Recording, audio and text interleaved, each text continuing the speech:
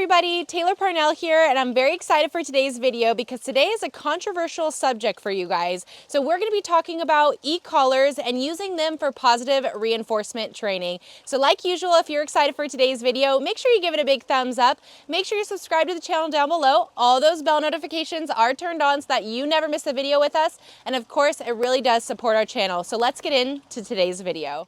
So you guys, what we're talking about today is using e-collars as a positive reinforcement tool. Now, some can argue that you can use e-collars for that, but others may disagree. So what I wanted to do was get into more in-depth conversation with you guys, hands-on. I know it's a little bit more controversial. So of course, you guys, our mission here is just to give you guys as much information as we can so that you can make the decision to give your dogs the best life possible. So we want to give you those extra facts and tips and tricks so that you guys can understand how you can incorporate the e-collar as a positive reinforcement tool. And again, I know sometimes it's a little bit controversial. However, our collar, the INVIROX e-collar, also has a beep, vibrate, and stimulant option. So you guys can really find what works for you and your dog of how to not only reward them, but also to correct them. Some of you say that, e-collars are only for a negative reinforcement. There's something that are not good for the dogs, and we can completely understand that as far as, some people just don't know how to handle a tool properly. I think with the right training and the right tools, you guys will be able to really accomplish so many incredible goals with your dogs using the e-collar. And that's something that, again, it's going to take time. It's not going to happen overnight. And I think with you guys just taking those small steps and asking the right questions will really give you an experience of a lifetime and also an amazing bond with your dog. So what is really important, you guys, is making sure that we give a positive emotional response to the collar, right? When the dogs see the collar coming out, especially our dogs, they actually get very excited. Why? We use the collars throughout the day. And what's super important is you want your dogs to be wearing them throughout the day. Not over 12 hours, but it's something that, again, they should be eating, sleeping, playing, and training with this collar so that they incorporate it as something good and something positive. And again, that is up to you of how you're going to deliver that message to them. If you only put it on because they're doing a bad habit and you want to use that remote to correct them, it's not going to give you any justice, and the dogs are going to start connect and become more collar wise, which we made a video on that for you guys, to really what the collar means to them. When we pull our collars out, our dogs are jumping for joy. They're so excited to see it because they know that they're going to do something fun, something challenging, something rewarding. And I think when you guys tie the collar to a reward and a positive reinforcement, that's exactly what is going to give the dogs more positivity in that moment. As you can see with our videos, we want you guys to start from step one. Especially if you're new to the e-collar training and, just using one in general, I think you guys making those small steps and being able to find what levels work for you and your dog is really going to not only build that bond, but build that better communication. And you're going to see with your dog that you're going to really have that reward and excitement, and it's going to be that much more pleasurable to take your dog out to, incorporate your dog into your daily lifestyle. And I think using this collar is going to help do that. So let's get into a little bit more deeper as to how to decipher of what to use as a positive reinforcement tool and how it's going to better benefit your guys' lives. So really, we don't want to be using this collar just for correcting a punishment or, making it a punishment. We want to use it as something that, is a level of consequence, really. So when you're training your dog, if it's something that you want to be able to say, hey, this is a great thing that you're doing. Use that beep, use that different sensation to be able to say, great job, good boy, good girl. This is what we're looking for in those moments. And giving that beep like a clicker action and giving them that treat, that toy, that, pat, whatever it is that your dog really loves.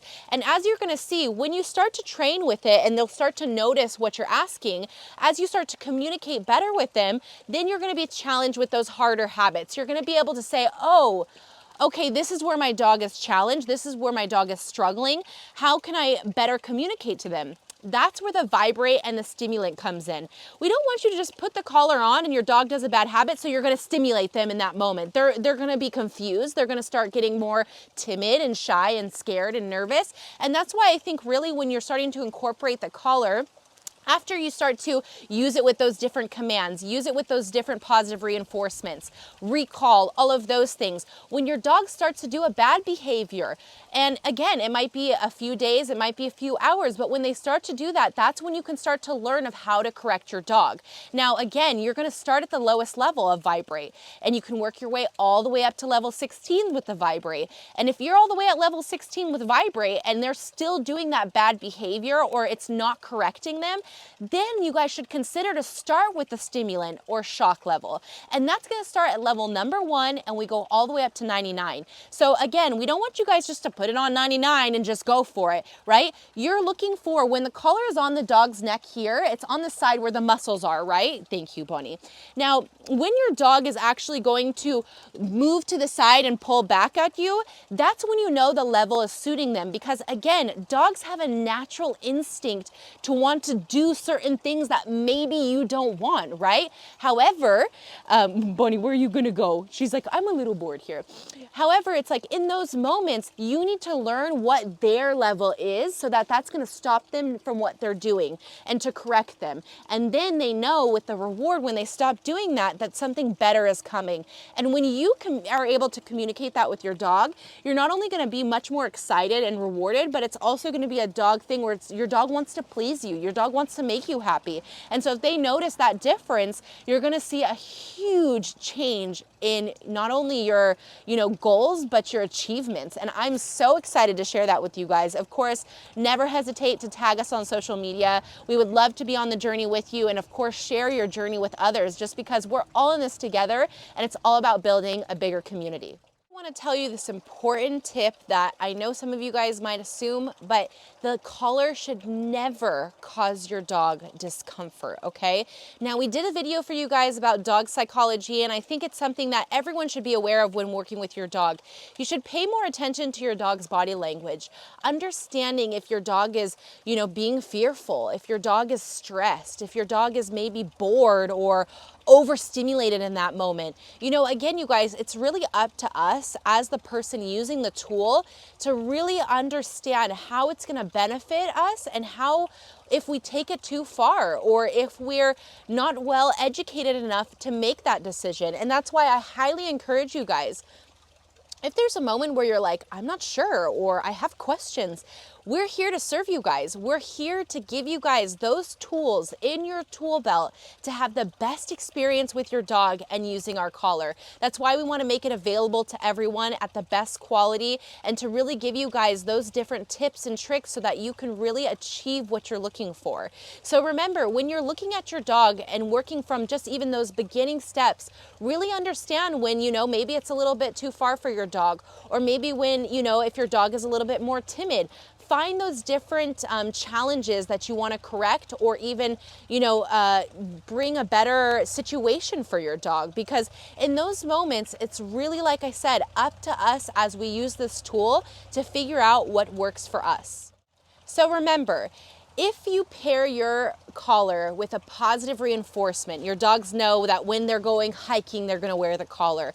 When they're getting their food, they're going to get the collar. When they get their favorite toy, like a ball or a frisbee, they're going to get their collar. If you always make sure to tie in the collar with a positive reinforcement, your dogs will be just as excited as our dogs are when you whip that collar out, and especially when they hear the vibrate of turning it on or even turning it off. So again, you guys, just a big reminder. It's up to you of how you use this tool with your dog and get that positive reinforcement with them. And it's up to you to distinguish what level for them could cause discomfort. You might put that collar on you and not feel any discomfort, but that doesn't give you any more reason as to why it could not or could cause your dog discomfort. So really take those small steps, take the time, notice how your dog reacts to when you're in that moment. And if you need to bring it down some levels, that is totally and absolutely fine. Because again, we want you guys to have a positive experience with this collar. And again, if it's in the wrong hands and used the wrong way, it could be a negative situation that you would have to correct with your dog. So I just wanted to give you guys just these different experiences, just these different situations so that you can really relate it into your own home and your own experience with your dog training them.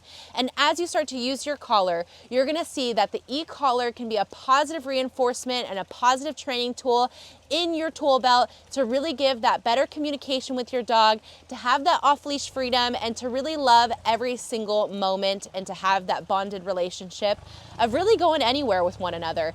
So thank you again for tuning in for today's video. We want to make sure that we give you guys the confidence and the excitement to get out there and train and to have a blast. So don't forget, make sure you tag us on social media or send in your reviews of what you're doing and how you're training. We would love to be a part of the journey with you. And like usual, don't forget to subscribe to this video.